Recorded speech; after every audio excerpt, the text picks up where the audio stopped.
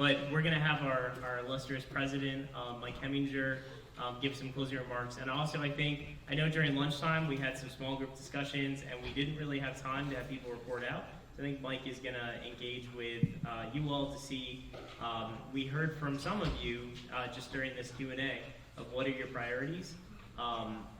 When it comes to fair housing, what do you think should be done? We had also asked a question about marginalized communities. So Mike's going to get more into that and give some closing remarks. So thank you. All right, don't go anywhere. I want to take a group photo at the very end, but before we go into our closing remarks, we wanted to just do some reflection on the two questions. So for those of you that don't know me or I don't know you, my name is Mike Hemminger. I serve as the branch president for the Arlington NAACP. I also serve as the regional vice president for all 13 branches in Northern Virginia. One of the first questions that we wanted you to think about in your small groups was, what do you think is the most pressing fair housing issue in Arlington? Would anyone like to contribute to that question? What is the most pressing housing issue in Arlington today? You get to hold a mic if you answer. I wrote down that housing is too expensive, and under that I have an A and a B, that code enforcement does not work for the benefit of citizens, in my opinion, and B, taxes are excessive and acts as a barrier to home ownership for Black residents and other disparate residents.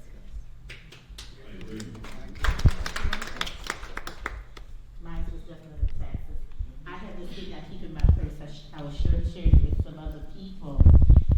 It says Virginia state tax, county tax, special tax, employee wellness tax, and that was just to get food.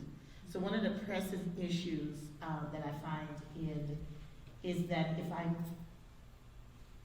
I'm already on a voucher, I'm receiving SNAP, and now I can't buy grocery for my family. So just as one of those pressing issues, we can keep a roof over our head, but we're not eating. Or we can keep a roof over our head because of the voucher, because of our housing grant, but we can't pay the electric bill. So those are some of the things we just have to really think about. When I think of housing, I think of the whole housing, every entity that goes with that we take for granted. Maybe one more. All right, I'm going to transition us to the. Oh, go ahead. Go ahead. Yeah. I think segregation north-south by however you want to describe it, by zip code. I like to describe it by elementary school zone. The fact that we have some elementary school zones where you can count the number of Black residents on one hand or less, or Black students in those schools, is something that we need to have as a priority for change. And it's true, and people who know me, I'm Michelle Winters, people who know me know that I'm a big advocate for missing middle. That is one thing, but it is definitely not the only thing that can solve that kind of issue. So I vote for segregation.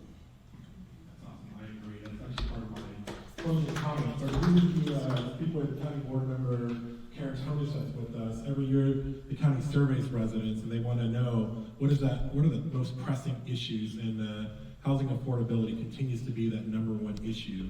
Our second question and final question is, what can Arlington do better to engage historically marginalized residents in housing policy, in planning, and business decision making? What can we do better?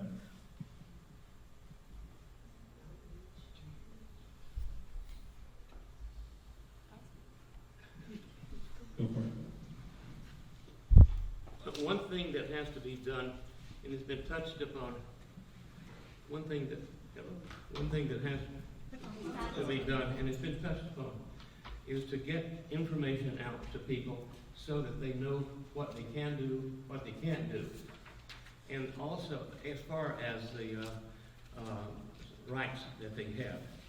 but they also need to get information about what they can do in joining up to groups like this, and also getting their leaders involved in making things better that need to be done, that make, for example, more funds be made available.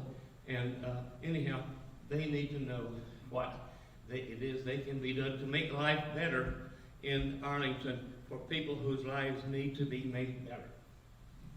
I agree. And one more. We already got it. Okay, great. Okay, I was gonna say outreach as well, and mostly meeting people where they are. Everybody can't come to meetings like this.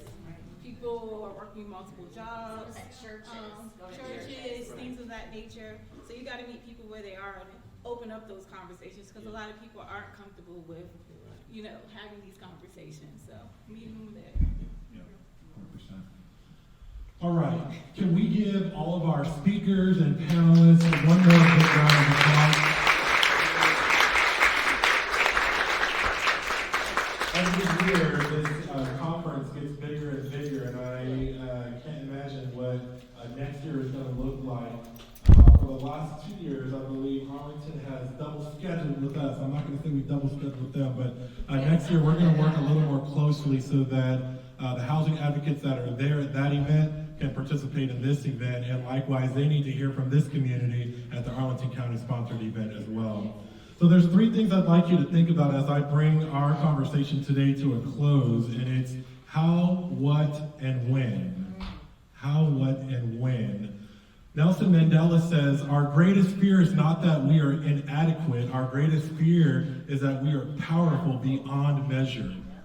I'm going to say that one more time, and I want you to think of the power of those words. Our greatest fear is not that we are inadequate. Our greatest fear is that we are powerful beyond measure. I want us to also reflect on, we talked a lot about the affirmatively furthering fair housing rule today. That came as a result of the 1968 Civil Rights Act. What else occurred in 1968? Riots at the convention. And what caused the riots? That's right. So the assassination of one of our greatest civil rights heroes, only on the backs of that were we able to say, okay, maybe we do need to do more work when it comes to fair housing. Here we are 50 years later, and we are still struggling to enforce those mechanisms. We heard from some of our speakers today the power that enforcement has.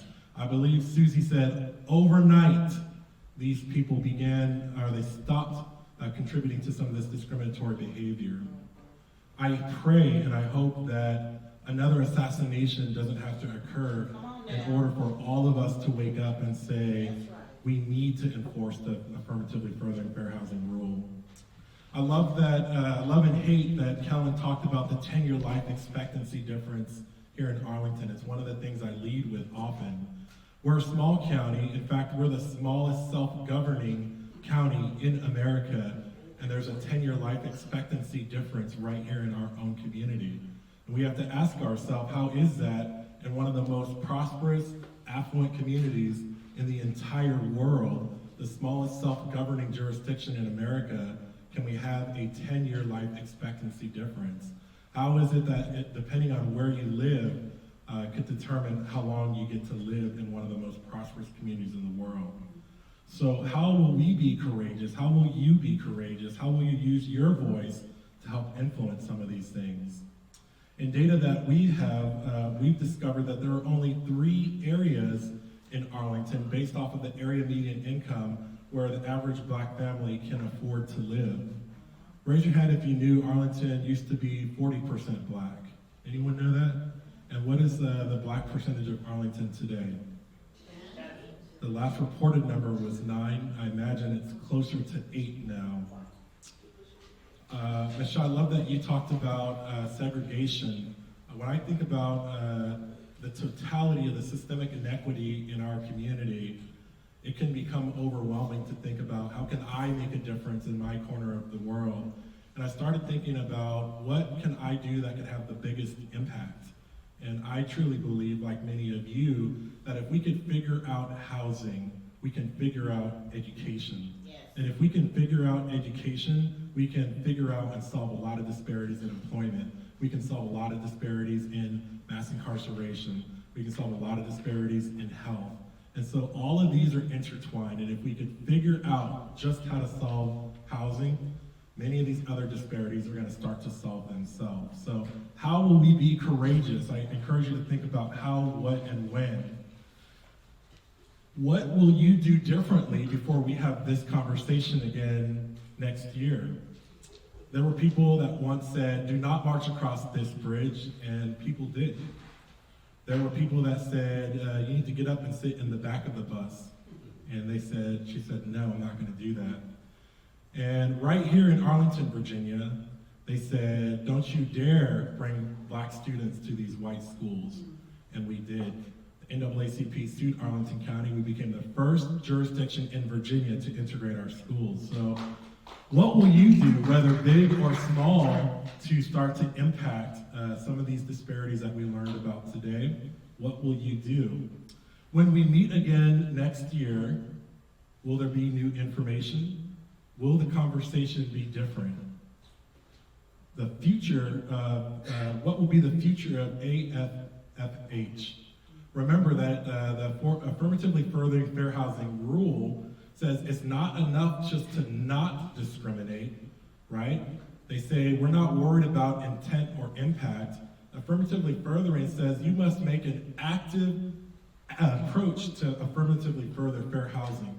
We know that discrimination is so bad that if we sit idly by and we do nothing at all, it's going to continue to cause the harm that we've seen for the last who knows how many decades. So we have to do something to affirmatively further. I want to talk about voting. That got brought up a couple times. Who we elect matters, and who we put onto our county board could determine whether our conversation is different next year. And I want you to think about that. When we meet next year, we'll be having a different conversation.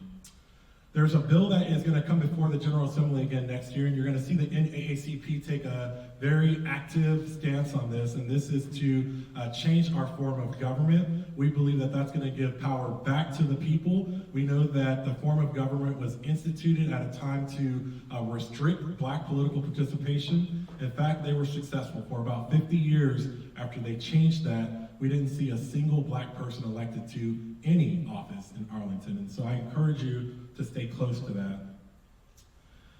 As I bring us to a close, we heard about a life membership. I want to thank you. The membership of the NAACP is the lifeblood of our organization. It's the reason why we can put on events like this. It's the reason why Arlington can be one of the most active branches in the entire country, so much so that the national office often relies on us to put together toolkits, advice, and guidance for branches across the country. So if you're not a member of the nation's oldest and largest civil rights organization, the oldest and the boldest, as the past president likes to say, I want to encourage you to do that today. And the last thing that I'll say is today, I want you to think about this as the room where it happened. We're going to come together again next year, and we're going to have even bigger conversation. And this is the room where it happened. So I want to repeat that quote from Nelson Mandela one more time, and it's, our greatest fear is not that we're inadequate. Our greatest fear is that we're powerful beyond measure. It's the room where it happened. It's all of you doing all that we can, big or small. That's going to make a mighty difference. So I'd like to invite all of you to come up to the front. We're going to take our group photo, and we're going to adjourn until next year. Thank you so much.